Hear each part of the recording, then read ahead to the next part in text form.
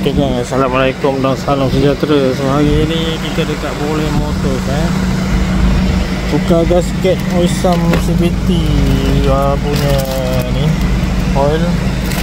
Okey, so yang ni sebenarnya aku dah bawa tapi tak recommend pakai sebab ni dia dibuat daripada kertas, material kertas, jadi tak ngam lah. Yang kekal ni dia akan jadi macam ni. Video sikit. Yang kertas jadi macam ni.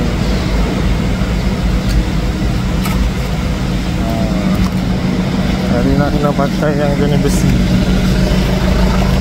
Ini yang jenis besi longam. Yang jenis besi macam ni.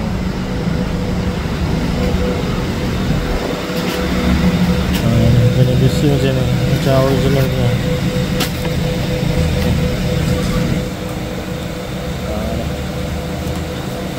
Kena pakai yang ni ya. Okey. Original.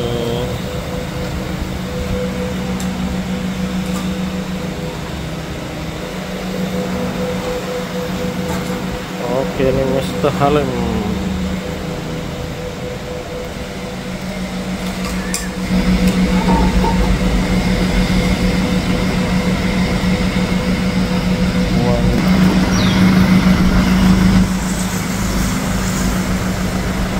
Biasa kita datang buat dekat Boleh Motors dekat Cheng Melaka Okey.